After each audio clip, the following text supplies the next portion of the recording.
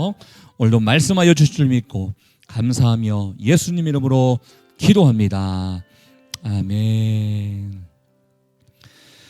오늘도 우리 하나님의 은혜와 평강이 우리 모두에게 함께 할 수 있기를 축복합니다.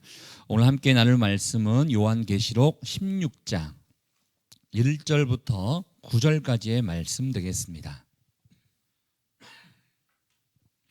요한계시록 16장 1절부터 9절까지의 말씀 우리 한 절씩 교독하도록 하겠습니다.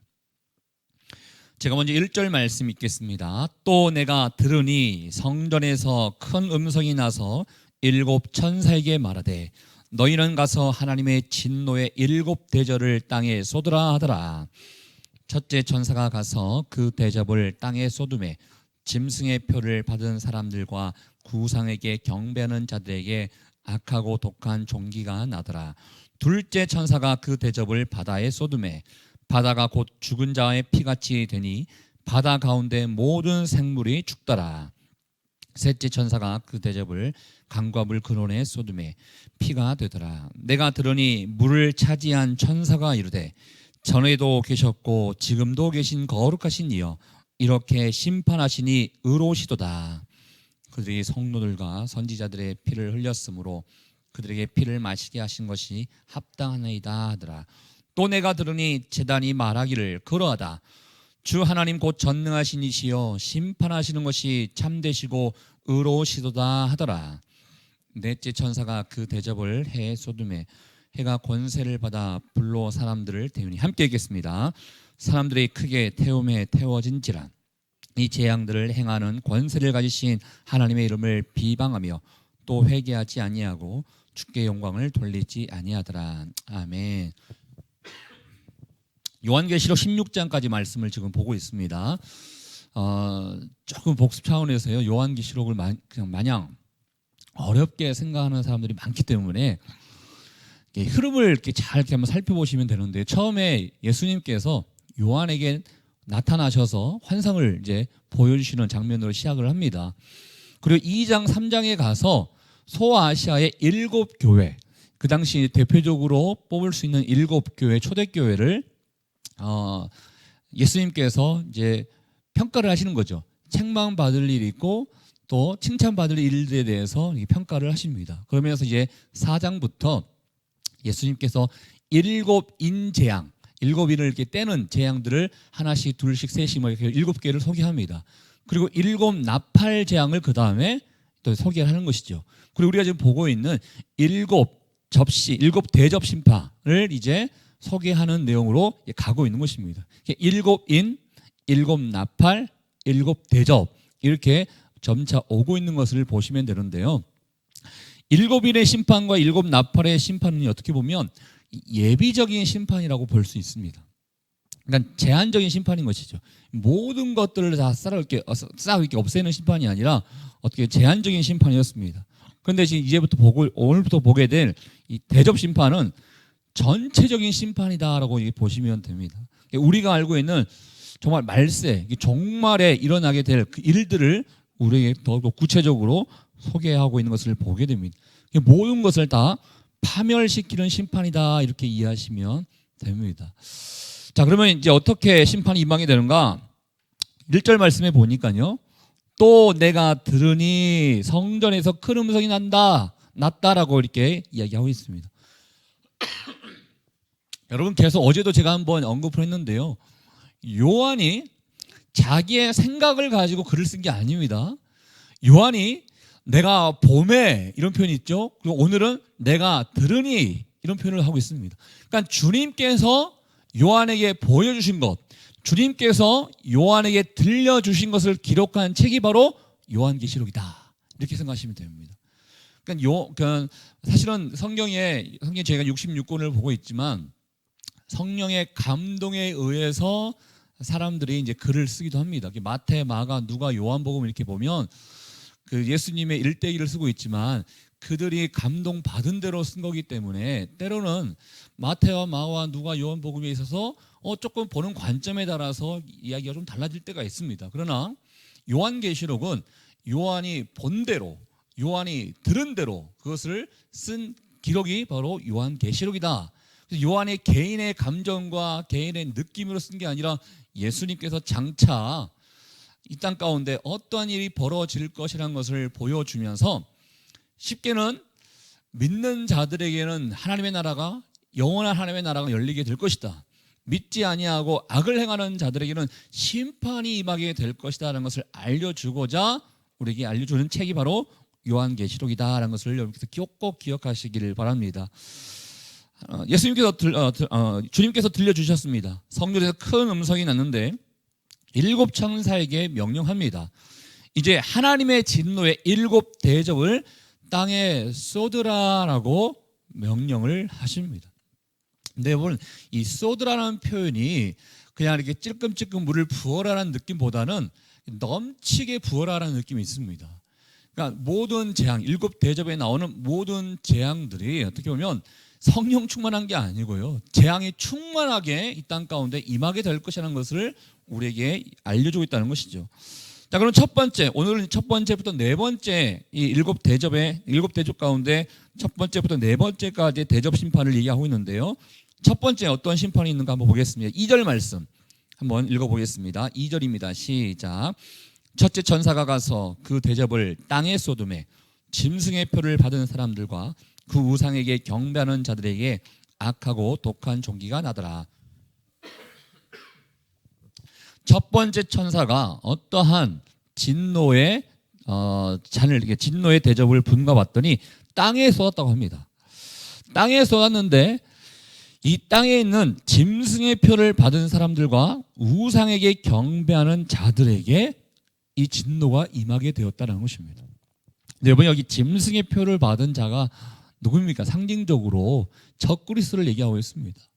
그 당시로 보면 이제 믿는 자들을 핍박했던 나라와 권력과 이런 분들을 얘기하고 있습니다. 그렇지만 포괄적으로는 하나님을 경배하지 않고 우상을 경배하고 하나님을 멀리 떠나는 그런 모든 사람들을 가리킵니다. 쉽게 얘기해서 믿지 아니하는 자들을 얘기합니다. 믿지 아니하는 자들에게 이 진노가 임하게 되는데 악하고 독한 종기가 나는 질병을 갖게 될 것이다 하는 것입니다.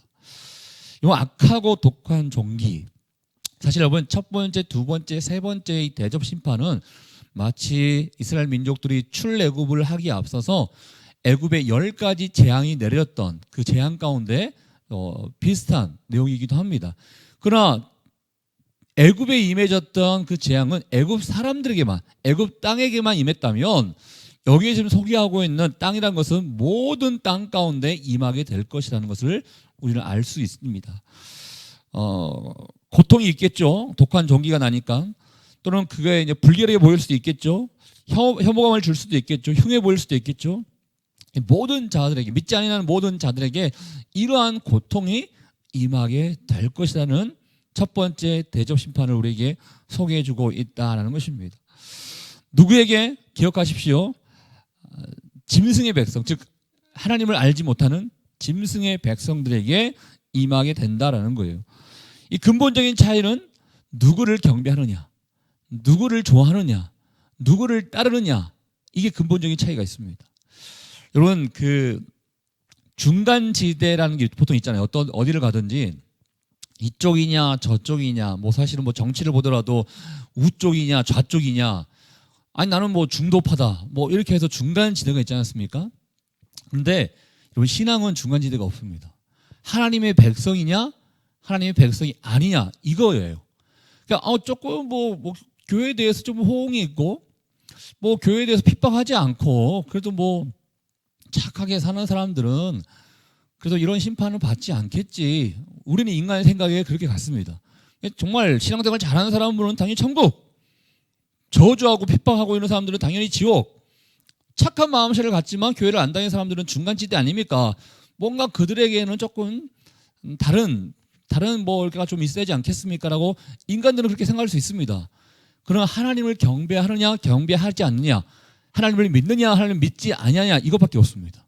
믿는 자들에게는 하나님의 나라가 열리게 될 것이요, 믿지 아니하는 자들을 가운데 위대한 업적과 위대한 선함과 어떠한 착한 모습을 보였다 하더라도 그들은 곧 심판을 받을 수밖에 없다는 것을 여러분께 꼭 기억하셔야 됩니다. 그래서 막 왜 우리가 초등부, 중고등부 때 이런 얘기를 많이 하죠. 뭐 세종대왕과 이순신 장군은 그러면 뭐 천국에 갔습니까? 뭐안 갔습니까? 뭐 이런 얘기를 많이 해요. 사실은 이거는 하나님만이 아시는 거지 뭐 우리가 어떻게 알 수 있겠습니까? 그렇지만 성경 말씀을 통해서 알 수 있는 것은 하나님을 믿는 사람들과 믿지 아니하는 사람들로만 갈리게 되어 있습니다. 이 땅의 저주도 마찬가지입니다. 하나님의 백성이냐 그렇지 않느냐에 따라서 이런 심판과 진노가 임하게 될 것이다. 어떠한 악하고 독한 종기가 나게 될 것이다. 때로는 어떠한 학자들은 이걸 이제 많은 질병으로 이게 표현합니다. 말세에 많은 질병들이 임하게 될 것이다. 뭐 이렇게 표현하기도 합니다. 둘째, 어떠한 대접 심판이 임하게 되는가? 우리 3절 말씀 또 한번 읽어보겠습니다. 시작. 둘째 천사가 그 대접을 바다에 쏟음에 바다가 곧 죽은 자의 피같이 되니 바다 가운데 모든 생물이 죽더라. 두 번째 그 대접 심판은요, 바다에 쏟게 된다는 것입니다. 바다에 임하게 되는 심판이다라고 되어 있습니다. 사실 이 바다를 이렇게 열방으로 이렇게 볼 수도 있습니다. 그렇지만 이제 세 번째 심판과 좀 비슷하다 보니까 바다로 한정해서 볼 수도 있겠죠. 근데 바다에 쏟으니까 바다에 곧 죽은 자의 피같이 되니 바다 가운데 모든 생물이 죽더라. 이건 바다가 죽은 자의 피같이 바뀐다 그러면 살 수가 없는 것입니다. 모든 바다 생물이 여기저기에서 죽고 썩어가는 장면들을 볼 수 있겠죠. 뭐 가끔씩 뭐 강가에 뭐 적조 현상이 나타나서 뭐 그 생선들이 물고기들이 뭐 죽었더라 뭐 이런 얘기 나오는데 그건 사실 어느 한 일부분이겠죠. 그렇지만 하나님의 두 번째 대접 심판이 임하게 될 때는 전 바다가 그런 일들이 일어나게 될 것이라는 것입니다. 비슷한 내용이기 때문에 바로 넘어가겠습니다. 세 번째 어떠한 또 심판이 임하게 되는가 봤더니 4절 말씀입니다. 4절입니다. 함께 또 읽어볼게요. 시작. 셋째 천사가 그 대접을 강과 물 근원의 쏟음에 피가 되더라. 세 번째 대접 심판은요, 강과 물 근원에 쏟는다는 거예요. 그러니까 강에게만 쏟는 것이 아니고 물이 이렇게 나올 수 있는 모든 근원, 모든 이 땅 가운데 물이라고 할 수 있는 모든 곳에 다 이 심판이 진노가 임하게 된다는 것을 알려주고 있습니다.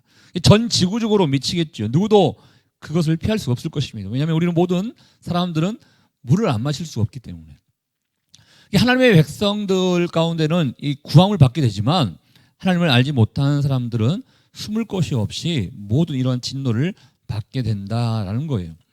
그런데 이 세 번째 대접 심판이 임하고 난 다음에 5절 말씀을 통해서요, 사실 5절, 6절, 7절은요 네 번째 대접 심판을 소개하기에 앞서서 천상의 존재들이 하나님의 심판을 이렇게 호응하고 있는 그 내용을 우리에게 알려주고 있습니다. 5절 또 한번 읽어볼게요. 5절입니다. 시작. 내가 들으니 물을 차지한 천사가 이르되 전에도 계셨고 지금도 계신 거룩하신 이여 이렇게 심판하시니 의로우시도다. 천사가 얘기하죠. 전에도 계셨고 지금도 계신 거룩하신 이여 이렇게 심판하신 것이 맞습니다 라고 하는 거예요. 이게 무엇을 얘기합니까? 하나님이 감정에 의해서 그냥 너 좋은 사람인가 좋지 않은 사람인가 믿는 사람인가 믿지 아니하는 사람인가 그 순간의 감정에 의해서 판단하신 분이 아니라 지금까지 그가 어떻게 살아왔는지를 다 알고 계신다는 것입니다. 천사가 주님에게 말합니다. 주님이 그 사람의 행위를 다 알고 있기 때문에 그 사람의 믿음 생활을 다 알고 있기 때문에 이렇게 지금 진노를 붓고 심판을 하는 게 의롭습니다. 맞습니다. 이렇게 호응을 하고 있는 그런 모습을 우리에게 알려주고 있다라는 것입니다. 사랑하는 여러분, 저나 여러분이나 피조물입니다. 하나님께서 만드시고 하나님께서 지으셨던 피조물입니다. 하나님이 우리의 생각을 다 알고 계시는 것이죠. 우리의 행위도 다 알고 계시는 것이죠. 그래서 우리가 사실은 속일 수 있는 대상이 없어요. 옆에 있는 사람은 속일 수 있을지 모르겠지만 하나님을 속일 수 없는 것입니다. 어떤 사람들은 하나님 불공평해요. 어떻게 이렇게 심판하십니까? 아니 이 사람과 저 사람은 다르지 않습니까? 이 사람은 그래도 좀 선하게 살지 않았습니까? 이 사람은 너무나 악하게 살았기 때문에 마땅합니다. 좀 구별해 주세요. 사람들은 이렇게 나름대로 내 생각 가지고 평가할 수도 있겠지만 하나님은 그 사람의 과거와 현재를 다 알고 계시기 때문에 하나님의 심판에 토달할 수 있는 사람이 없다는 것입니다. 여러분이 제가 과거에 어떻게 사셨는지 다 모르시잖아요. 또 저도 여러분이 과거에 어떻게 사셨는지 잘 몰라요. 지금 우리가 정말 거룩한 모습을 가지고 이곳에 와서 함께 기도하고 찬양하고 말씀을 드리면서 예배를 드리겠지만 우리의 예전의 모습은 하나님만 알고 있습니다. 그러니까 하나님의 심판은 의롭습니다. 맞다는 것은 하나님이 모든 것을 보고 계셨고 판단하셨기 때문에 하나님의 심판은 정확하다는 것을 천사가 지금 알려주고 있다는 것입니다. 또 어떻게 호응합니까? 6절 말씀은 제가 한번 읽어볼게요. 그들이 성도들과 선지자들의 피를 흘렸으므로 그들에게 피를 마시게 하신 것이 합당하나이다 하더라. 사실 이런 심판이 제가 이제 지금 우리가 이 시대를 살고 있는 우리에게 적용해 볼 수 있는 내용과 이 글을 좀 쓰고 있는 그 당시를 좀 적용해 볼 수 있는 내용을 좀 분리해 보면요. 그 당시에는 정말 많은 사람들이 핍박을 받았지 않습니까? 로마에 의해서 또 주변 사람들에 의해서 기독교로 인정을 받지 못했기 때문에 많은 핍박을 받았습니다. 많은 순교자가 나왔습니다. 많은 사람들이 피를 흘렸습니다. 그 사람들에게는 때로는 하나님께서 위로의 말씀이 필요해요. 그래서 그들이 언젠가는 다 심판을 받게 될 것이다. 진노를 받게 될 것이다. 왜냐? 그들이 많은 성도들과 선지자들의 피를 흘렸기 때문에 그들에게 다시 피를 마시게 하는 것이 합당하다라고 이야기를 하고 있는 것입니다. 행한 대로 하나님께서는 갚아주실 것이라는 것을 그 당시 사람들에게 말해주고 있는 것입니다. 지금 살고 있는 우리들에게는 이걸 어떻게 적용해 볼 수 있는 것인가? 그러니까 행한 대로 하나님은 보응하신다는 것입니다. 우리 주변에 여러분 가운데 어려움을 주는 사람이 있을 수도 있을 것입니다. 때로는 교회 다니는 거에 대해서 핍박하는 사람도 있을 것입니다. 뿐만 아니라 이 세상 가운데 정의롭게 살지 못하는 사람들도 있을 것입니다. 그런데 그들이 행한 대로 주님께서는 보응하신다라는 것입니다. 갚아주신다라는 것입니다. 혹시나 그래서 나에게 여러분에게 억울한 일이 있다 하더라도 우리는 원망할 필요가 없다는 거예요. 낙심할 필요가 없다는 거예요. 왜? 하나님께서 공정하게 모든 것을 다 심판하시고 판정하실 것이기 때문에 우리는 맡기고 가면 된다라는 것입니다.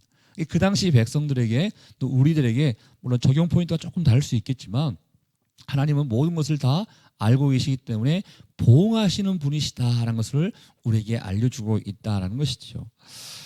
또 7절 말씀 가운데 보면요. 또 내가 들으니 제단이 말하기를 그러하다. 주 하나님 곧 전능하신 이시여 심판하시는 것이 참되시고 의로우시다라고 또 호응하고 있다는 것입니다.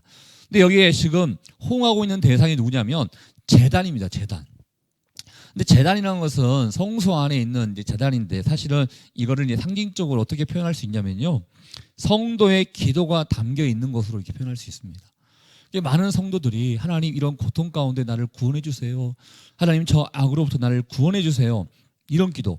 하나님의 나라가 이 땅 가운데 임하기를 원합니다. 라는 기도. 이런 많은 성도들의 기도가 있었겠죠.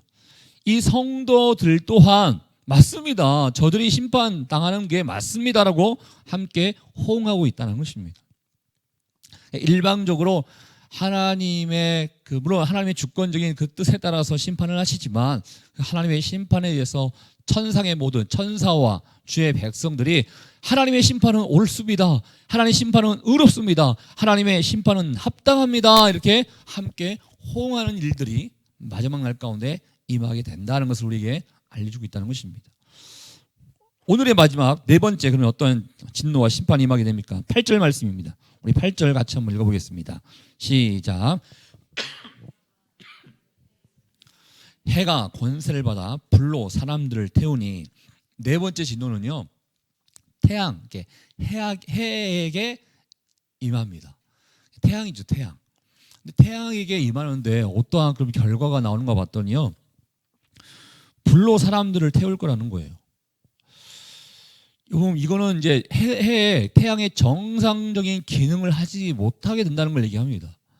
이게 태양이 지금 어느 정도 온도를 유지를 하기 때문에 지금 우리가 살고 있는 것이죠. 근데 여러분도 알다시피 몇 년 전부터 온난화 현상을 해가지고 점점 날씨가 더워지는 그런 현상들이 있지 않습니까?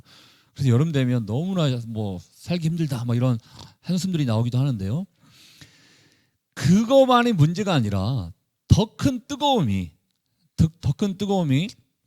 마지막 날 가운데 임하게 될 것이라는 걸 얘기하는 거예요. 모르겠습니다. 저는 이제 과학적으로 잘 어떻게 이걸 해석할 수는 없지만 주님 오실 그날에, 그러니까 종말이 임할 때는 이 온난화 현상이라고 할 수 없는 엄청난 태양의 뜨거움이 이 땅 가운데, 지구 가운데 임하게 될 것이라는 것을 우리에게 예고해주고 있다는 것입니다. 여러분 만약에 여러분이 사시다가요, 이건 온난화 현상이 아니라 사람이 죽을 수 있겠구나, 그러면 곧 주님이 오실 거라는 것을 기대하셔도 됩니다. 이런 현상이 일어날 것이라는 것을 예수님께서 지금 우리에게 소개해주고 있다라는 것입니다.